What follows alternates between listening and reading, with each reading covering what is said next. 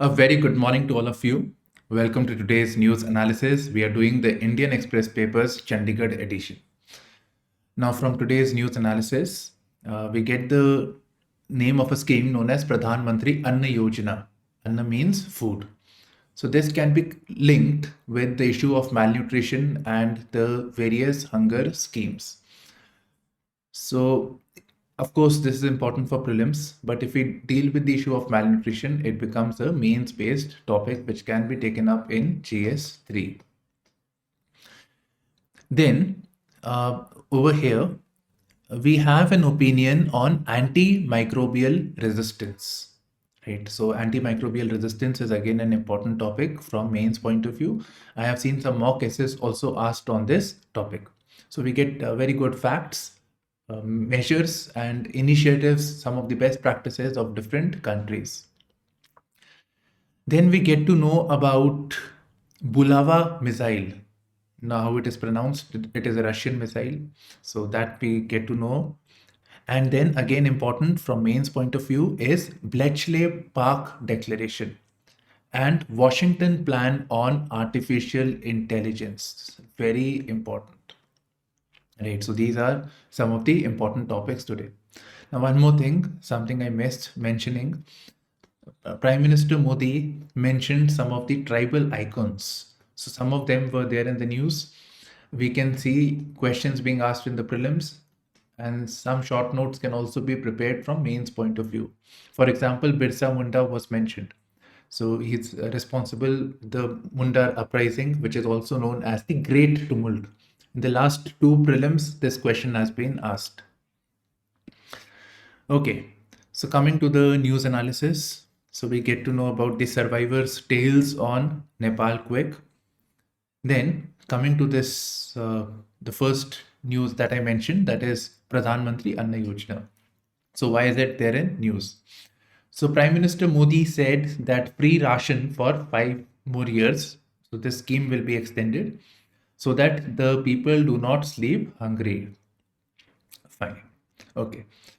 So that is one thing that he said. And the other was he slammed the opposition when they were in power. They ignored the tribals. So there are these two topics that we get from this news article. So coming to the first one, free ration. So this free ration scheme is nothing but Pradhan Mantri Garib Kalyan Anna Yojana. Anna means grains, food. So this scheme has been extended. So if you want to read more, Wikipedia page on this thing. So this scheme provides for 5 kg of rice or wheat per person and 1 kg of dal to each family holding a ration card. This was brought in the midst of the COVID crisis that took place, March 26, 2020, COVID-19 pandemic. Now, besides Pradhan Mantri Garib Kalyan Anna Yojana, this is linked with the National Food Security Act. Okay, so this was about the scheme. Now, opposition is saying that when Prime Minister is saying that the scheme is being extended, so this is an admission of distress, hunger, so malnutrition in the country. So in fact, this was the first thought that came to my mind when I was reading this. But of course, what we can see is, from exam point of view, the issue of malnutrition and hunger in India. So what are the facts associated? If a question is asked, we have to quote the facts, right? What measures have been taken? What are the reasons? So all of that we have to state. So most important fact when we talk about the malnutrition in India is the Global Hunger Index. And in this, India has ranked 111 out of 125 countries. So India is very poorly ranked over here, right? Okay. So India is very poorly ranked on the hunger index. The government says that it is wrong data anyways.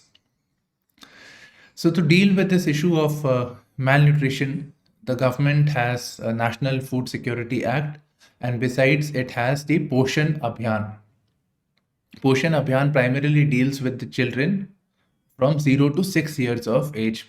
It also includes adolescent girls, pregnant women, and lactating women. Now, Poshan Abhiyan is actually linked with two other schemes, Mission Saksham Anganwadi and Poshan 2.0 scheme. You can read this. I will share this with you on the Telegram. Right, that's why it will take me time, but I hope you get the gist. The important. And by the way, if you want to read about Anganwadi, I have a very short video on Anganwadi and ICDS. Okay, so that's it actually. Now coming to the tribal issue. So he says that his government has highlighted the contributions of the tribals, and he said that there are certain tribal icons or tribal leaders that have been celebrated during his tenure. So these are, so one thing he did was Jan Jatiya Divas on the birth anniversary of Birsa Munda. Right, so we can read about Birsa Munda. Then Rani Durgavati in Jabalpur, her memorial was made, and Gond tribal queen Rani Kamlapati.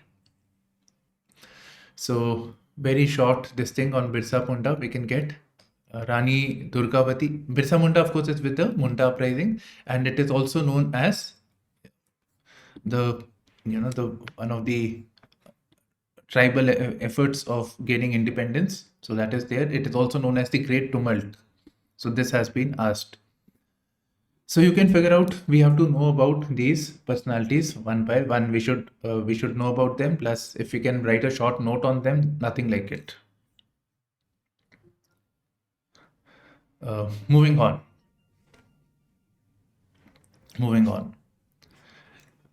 Niti Aayog weighs on discontinuing key water report, which was launched 5 years ago.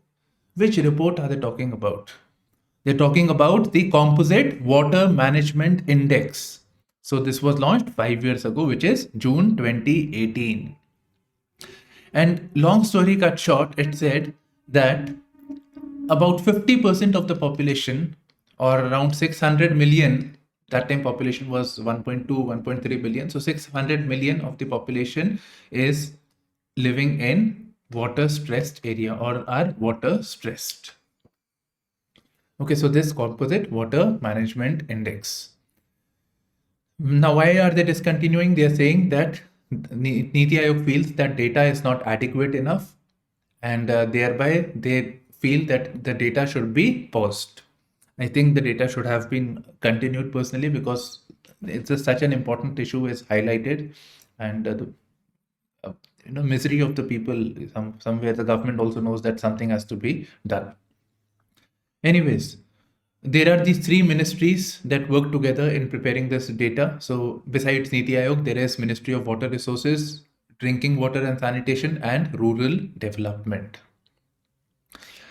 Now, what I think from mains point of view we can do is water scarcity a national problem, right? So what are the reasons? What again measures are there? What initiatives have been taken by these respective ministries? There is a reason why these ministries are added. So it's very simple. You can go to these ministries, and from here you can get the names of the schemes.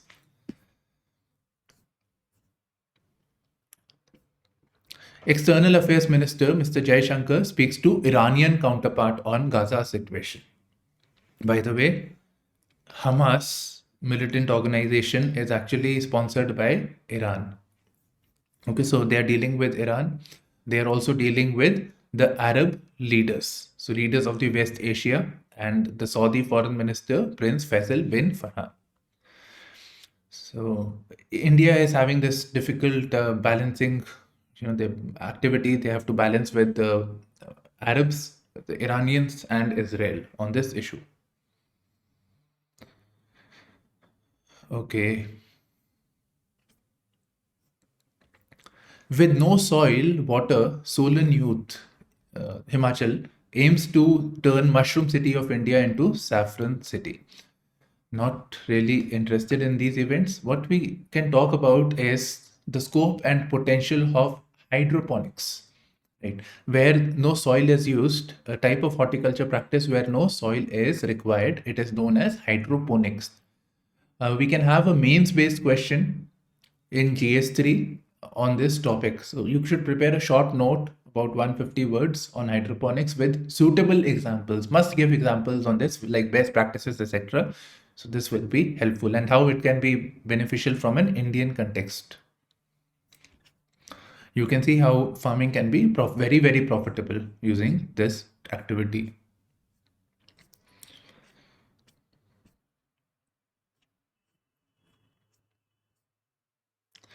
Um, Punjab news. Punjab sees highest one-day farm fires over 17,000 this season. Again, more needs to be done to deal with the management of stubble. Right? Thereby, we can be able to address it. In fact, this time even the West UP region, and the eastern side of Delhi, there also we see more of this stubble burning taking place. I believe breaching the Punjab levels also. Supreme Court to hear Punjab government's plea against governor's delay in not to bill. So governor is not giving his assent to the bills. So the Punjab elected representatives have gone to the Supreme Court. And with regards to the governor signing the bill or whatever he does with the bill, it is provided for in Article 200 of the Constitution, which deals with governor's power to give or withhold assent or reserve a bill for the president's consideration. It comes from Article 200. I'm very sure you must have done it in your polity class. Okay. Maternity leave for women soldiers on par with officers. Okay. So, you know, the Agniveers that are joining. So, first of all, Agniveer is also 25%. So those who join immediately, so for first 4 years, they are not supposed to get married. So no question of having a child.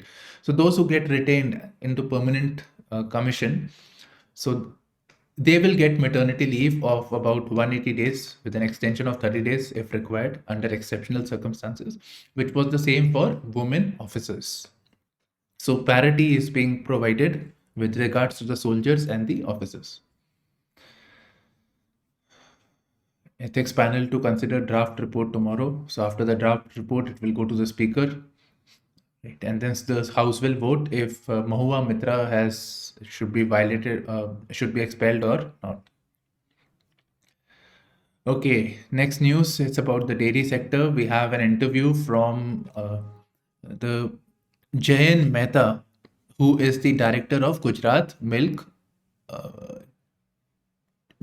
Cooperative Milk Marketing Federation. So I've not read the entire thing, but just the main pointers over here. So one he says is, we champion circular economy. A dairy cooperation can transform into a energy company. So first of all, I would like to tell you that circular economy. What is the circular economy? This term is constantly buzzing in the newspaper, and we must prepare this holistically.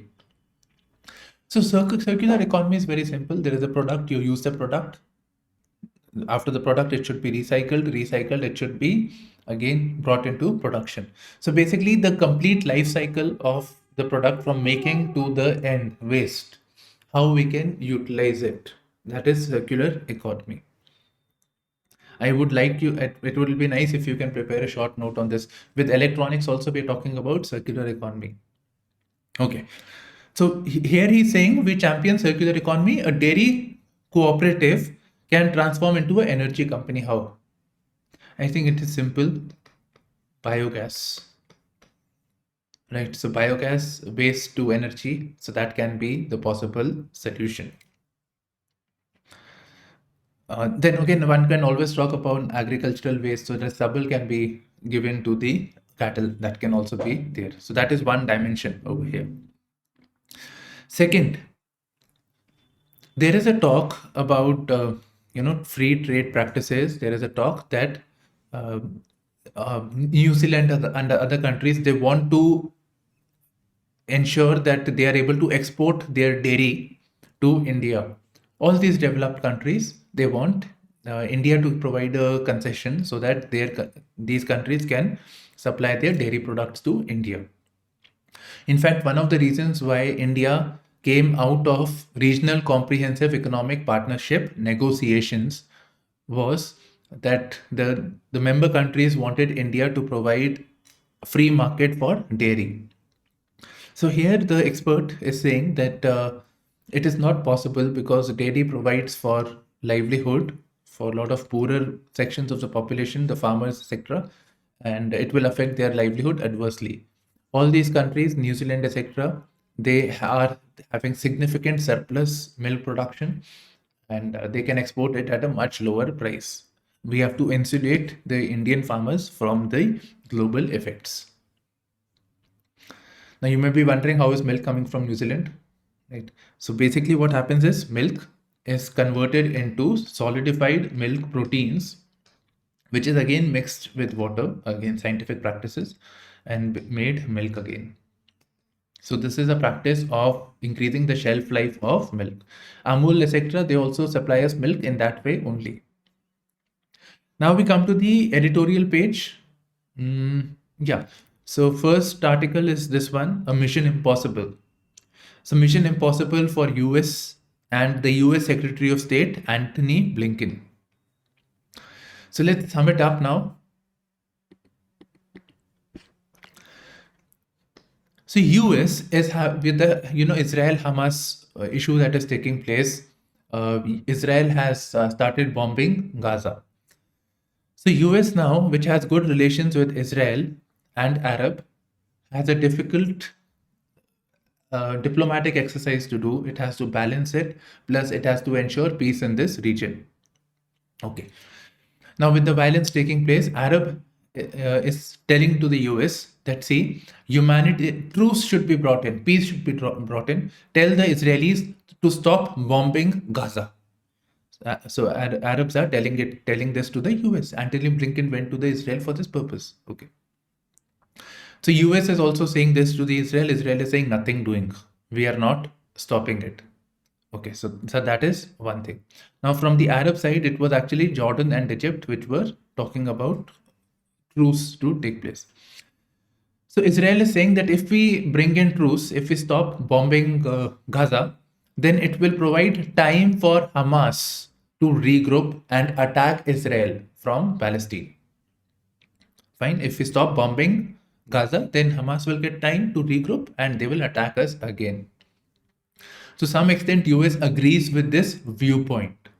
So US says, okay, fine, we cannot have truce, we cannot have peace for the time being, but we can have some humanitarian pauses. So from time to time, for example, for providing relief or something like that, we can have short-term pauses in the war. Now, this is unacceptable to both Israel and Arabs. For Arabs, they want a longer solution. Humanitarian pause is a very short, short-sighted approach. While for Israel, this is amounting to truce. This is a step towards truce. So it is unacceptable for these two parties. So again, in a sense, it is a mission impossible for US. Second, US is interested in another dimension to this. They said, okay, fine, Israel bombs Gaza, they kill Hamas, they reduce Hamas. Now, what happens after that? What is the post-Hamas arrangement, or what is the post-conflict arrangement?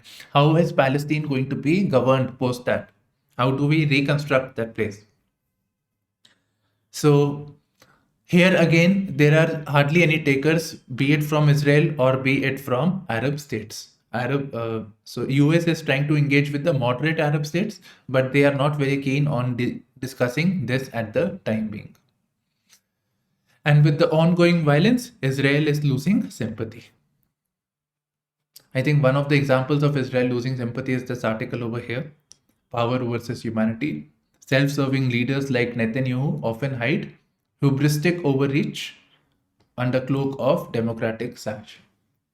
I'm not doing this. We're not interested in their domestic politics. Okay. So overall, this news was important from this Gaza issue. Then coming to this one, the shape of the city. Some important concepts actually we cover. So recently, UNESCO's initiative known as Creative Cities Network, so just write it, Creative Cities Network, gave the city of Kozhikode. Kozhikode is a city in northern Kerala, the tag of a literature city. There are other cities also. We discussed on Saturday, I think, we discussed one of the cities in Kashmir, right? So we discussed some of these cities which have been getting the tag, Varanasi, etc. Gwalior was city of music, the birthplace of Tansen, if you recall. Okay, so today we are only discussing Kozhikode. So Kozhikode has gotten the tag of literature city. Briefly, it tells us that the city has 500 public libraries. It has a long tradition of kolaya. So kolaya, a term seen in news, is associated with which of the following? Kolaya, which is veranda gatherings, so informal gatherings taking place where people discuss politics, arts, etc. Right. So there is this libraries, then there is this kolaya gatherings, and then it is the city of famous laureates like Muhammad Bashir, M.T. Vasudevan Nair, P. Valsala, and many others. Because of all this, Kozhikode has gotten the tag of literature city. So that is one dimension of this thing. Now, this tag draws attention to the role that urban planning plays in leveraging creativity as an integral part of cities' developmental goals. Cities' development, let me put it this way, developmental goals are linked with the creative arts. Right? With this creative arts, people are drawn towards it, people are attracted towards it. So, the tourism happens, the economy prospers, so all of that. Plus, there is one more dimension. The cities with this creative tags, wherever this art, creativity, those things are there, normally those are the places where people from different spectrum of the society come together and meet. So these are the place which makes the city inclusive. And in our cities, this is very much required. In our country, it is very much required because our cities are as repositories of culture is beleaguered. It's our city has a lot of people from different cultures, traditions, etc. But normally, like cities associated with one culture. So that appreciation of diversity is not really there. That is what the author is saying. So that is it. The people, migrants who come, they prefer that the homes and accommodations of theirs are the safe places. But when it comes to arts, let's say even a city of gastronomy, so people go and celebrate those arts, and those become places where, the places where people from diverse sections come together. And that makes the cities inclusive. So it forges friendships, evokes ownership, and galvanizes and transforms into many different ways. Okay, so that is what the article is about. It also talks about Shantiniketan, the World Heritage, which got the World Heritage tag. Okay, moving on. Clear and present danger, which is antimicrobial resistance. And it requires a sustained global and local commitment. This article is very good. You get short notes on antimicrobial resistance. So first of all, this article starts with the New Delhi Declaration, the G20 summit. So in that, it was said that we need to improve the global health architecture by building resilient, equitable, sustainable, inclusive health systems to implement the One Health approach. One Health approach. Again, One Health are two dimensions. So One Health of the entire globe and One Health with respect to animals, plants, and human beings. So there are two ways of looking at One Health approach. Okay. So Delhi Declaration talks about it. These terms have their meanings, right? Resilient, which if there is a crisis, it can bounce back. Equitable means it is inclusive. Sustainable means longevity plus environment at mind. So all that. Okay, so we get this. Then facts upon antimicrobial resistance. So there is a report concerning healthcare sector. It is known as the Lancet report. So in 2021, it said that it documented deaths due to antimicrobial resistance, and it said 4.95 million deaths can be attributed to antimicrobial resistance, and 1.27 is directly because of this. So one is you had a other condition and the medicines were not working. So that is one thing. And the direct is 1.27 million. Right, we get the fact. Anything you have to say in your answer writing, you have to quote fact to substantiate. Otherwise, that substance is not there in the answers. When you evaluate, you actually realize this is a truth. Okay. Now, the reasons for this is antimicrobial resistance increasing is excessive antimicrobial use, right? Excessive antimicrobial use, then unscientific dealing with biological waste, plus antibiotic use in livestock. Okay, so we get 3 points not mentioned. I've summarized from here and there. Okay. Now, what can be done? What can be done is, first of all, with One Health approach, we can bring in concerted global and local effect. Dealing with antimicrobial resistance, it requires efforts at the global level, at the same time at the local level also. Right, so concerted global and local efforts are required.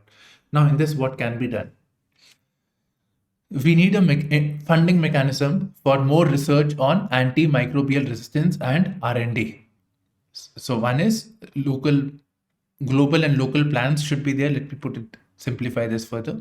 Then there should be funding. There should be more R&D so that people know and what remedial measures. So all of that R&D can be there. Then there should be patent reform so that we can have new antibiotics. See, existing antibiotics, there is resistance. So we need new antibiotics. So for that, patent reform should be there done so that we can quickly have those vaccines. We can have those antibiotics. Okay. Moving on. We should improve the scope of existing monitoring networks. We already have national action plans on antibiotic. Most of the countries have it. But there is poor implementation. There is suboptimal implementation. So for this, we have to improve the monitoring, the surveillance capabilities. That has to be done. And lastly, now if you see all of this, it's what the government can do. Lastly, the people who are ultimately using the antibiotics, they should, in them it should be promoted. Responsible behavior should be promoted. Again, there is the government role to communicate this. Plus, for this we need to involve the academia, the civil society organizations, doctors, etc., to inculcate the responsible behavior. Buying over the top prescription drugs, that is also one of the reasons for antimicrobial resistance. Okay, so you see how many points you get. 1, 2, 3, 4, 5. 5 points and all interrelated with good points. No repetition can be seen. Okay. Besides, some of the best practices are mentioned. So it says Indonesia has developed national surveillance plans.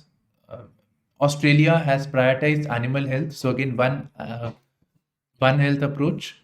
So, and it is trying to reduce antibiotic use in livestock.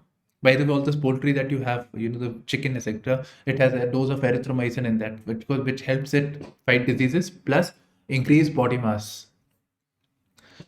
Then US and UK are working on developing new diagnostics, drugs and vaccines. And what is India doing? India has come up with schedule H drugs.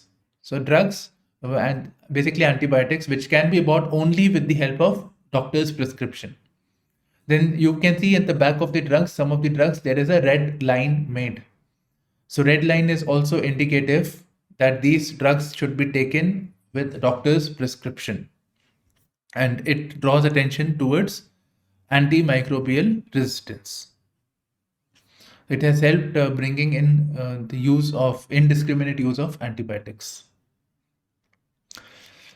Okay, next, construction of identities and app for mother and child welfare. So let's do this very briefly.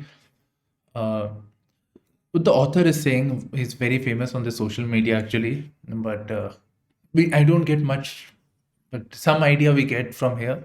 He's saying that the notion of caste and tribe,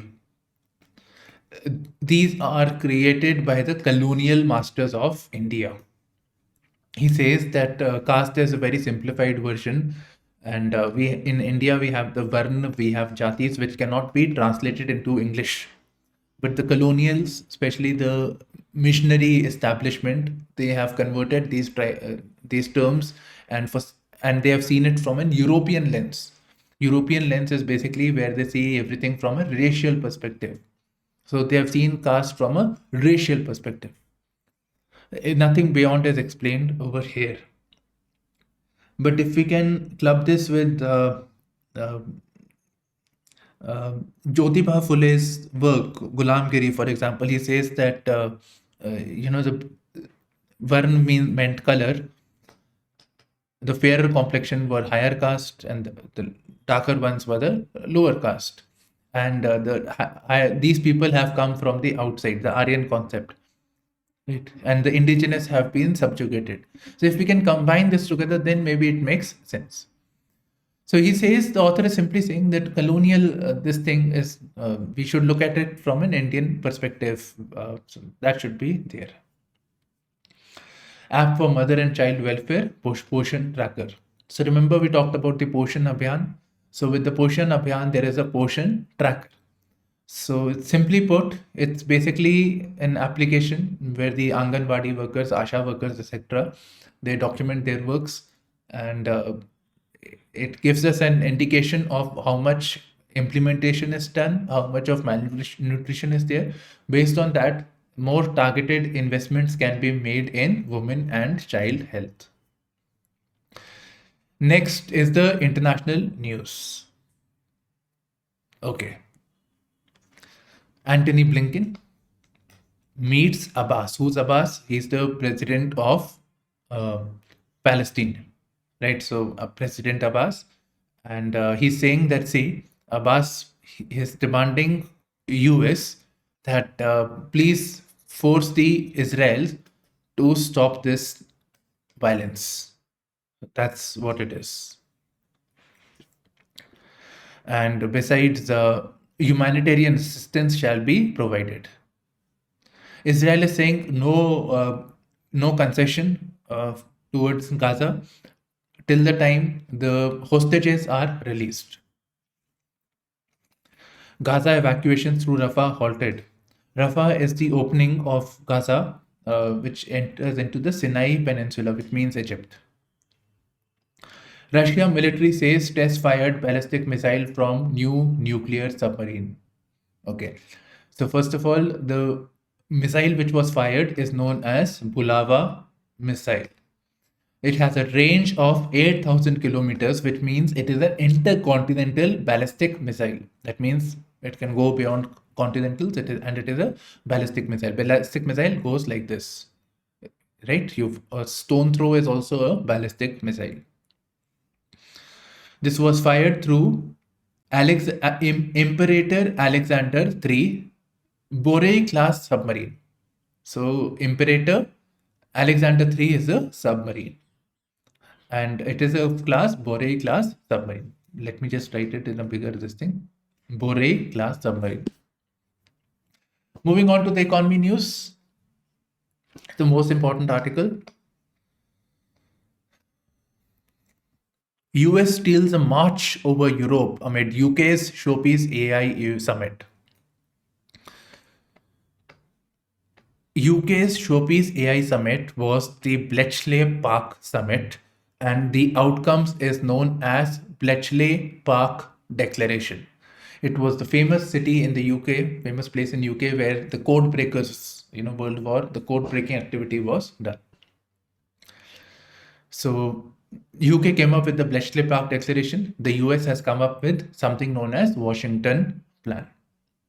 So very quickly, what is the Bletchley Park Declaration? By the way, we covered this on the last Saturday news. We discussed this. Same is summarized over here. So it says that, first of all, one second, I think it was mentioned here also. Okay, it is there in the explained section. So first of all, it says that recognition of AI, the potential of AI, the risk associated with AI, the nature of risks, international cooperation is required, collaborative approach is required, and mitigation agenda. Right, so that was the Bletchley-Park Declaration. I think you can find it. It's associated with the AI. Now, Washington has come up with its own plan on dealing with global AI regulation. So they have come up with this own plan of AI regulation, which says, and they said that even UK can put this. So this is a well-calibrated template. It's a template which other countries can emulate. Okay, so this can work as a blueprint for other countries looking to regulate AI. And here, Kamala Harris, the vice president, so she says that it will be able to deal with the AI related threats, and these need to be acknowledged, which are algorithmic discrimination, data privacy violations, and deep fakes. And it provides for a minimum baseline for responsible AI practices. Okay, so that is about the Washington plan. Now, from here on, the article is saying about the digital regulation, and it says that earlier it was Europe. Europe has been leading in digital regulation. For example, the EU came up with the General Data Protection Regulation. In fact, India's own data protection bill is inspired from the GDPR, and it was clearly focused on privacy. So privacy regulation, etc., on digital regulation. So it was coming from Europe. Then there was this Digital Services Act, Digital Markets Act. So all of them are coming from the GDPR. So now when it coming to AI, US is trying to take a lead through the Washington plan. Okay, so it's a calibrated template. It provides a minimum baseline and it addresses the issues of risk associated with AI. Broadly, the points of Bletchley-Park and Washington plan would be similar. One US investor is saying that more money will come into India if India has a freer foreign exchange market. So that's it. Now, what came to my mind was when I was reading from exam point of view, convertibility of rupee, right? Capital. So we have current account convertibility. There is an argument for having capital account convertibility, full convertibility to be there. So that was coming to my mind when I was reading this. So now we come to the explained section. Onion price are at a high. It touched 80 rupees in metro cities. Most metro cities. What are the reasons? Reasons are simple: late arrival of monsoon and damage to the harvested crop. So harvested crop will ultimately go to the mandi, but the crops are damaged. So thereby shortage of supply, and thereby food prices are increased. Now this will improve by the next month, the prices, when the new crop comes in. Next is falling farm exports. It's a big article, but very small. We can do it quickly. Falling farm exports concerns. So, what are the reasons for the farm exports falling down? It is falling 11.6% year on year. Year on year, that's a big thing. So, reason is fairly simple. We know about it already. It is because of Indian farm exports are more expensive. Indian farm exports are more expensive than the global markets because of the export curbs. The minimum export price, that lower than this price, the farmers cannot export. So restrictions have been imposed, especially in this particular season. Because of the El Nino, there was a concern of food shortage, and thereby export regulations, export curbs were introduced, and thereby Indian farmers are not able to export. So their market share is coming down. Now, this is happening at a time when imports are coming into the country unhindered. So on the one hand, the farmers are losing out on export markets. On the other hand, the exporters are supplying food grains to India's domestic market. So farmers are losing there as well. Okay, last. India starts process to adopt national security strategy. Why this is important?